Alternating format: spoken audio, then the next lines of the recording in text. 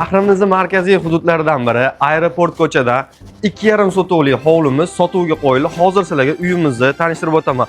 Ko'rib turibsizlar, aholi to'liq ko'chib kelgan hududda joylashgan, aholi yashab turibdi. Mahalla to'liq asfalt bo'lgan 2,5 sotuvli puli shikalat narxda hozir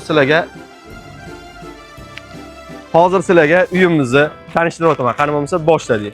Eshikdan kirib kelishingizda o'zini yashil zonalari bor. Uyga qarang, haybatini. Hozirgi paytda bir etaj bo'lib turibdi. Agar siz imkoniyatingiz bo'lsa, ikkinchi etajni qo'shib ulovorishingiz mumkin ekan. O'shanga yarasha mehnat qilingan ekan. Bu tarafda o'zini alohida tashqi hojatxonasi va qo'shimcha narsalaringizni qo'yib qo'yishingiz uchun kladovkalari ham bor ekan. Qani bo'lmasa uyi ichiga yo'l olamiz. Hoji aka, hojona, uyga qarang, shinamligini, rosa siz bob uymi deyman-da. Bu tarafda bizning birinchi xonamiz. Ko'rishingiz mumkin. Xohlasangiz buni o'zingizga yotoqxona qilib oling. Xohlasangiz mehmonxona qilib qo'ying.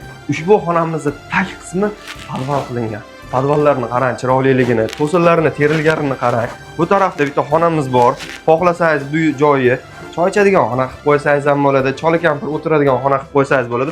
Ushbu joyimizdan oshxonaga o'tsangiz bo'ladi. Ko'rib turibsiz, oshxonamizni ham keng, shinamgina qilib ishlangan. Oshxonamizning ichki qismida kladovkalarni ham tashkillashtirib qo'yishgan. Yopgan bonkalaringizni podvalga toshib o'tirmayman desangiz, sekin shu yerga joylab qo'yasiz.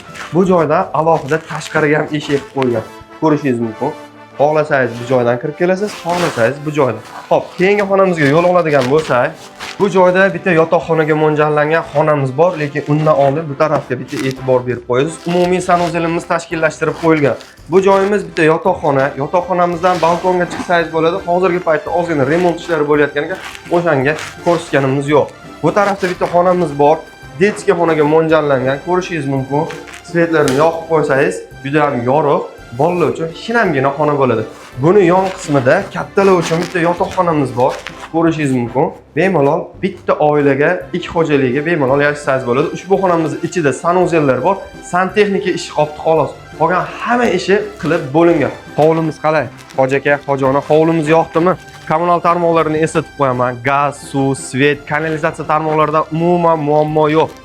Hovlimizning narxini aytib o'taman. Undan oldin shu videoga bitta like bosib, hovli olaman, uy quraman degan do'stingizga jo'natib qo'ying. Ular ham manfaatdor qolishadi. Ushbu hovlimizni hozirgi paytda 66.700 dollar deyishyapti. Kelib naqd pul bilan baraka qilaman desangiz, o't beraman deb turibdilar. Agar ushbu hovlimiz sizga qiziq bo'lsa, bemalol pastda opisaniyada telefon nomerlarini yozib qoldiramiz. Ushbu telefon nomerlarga telefon qilib, kelishilgan narxda ushbu hovlimizni sotib olishingiz mumkin. Bizdan uzoqlashmang, yangiliklar hal oldinda.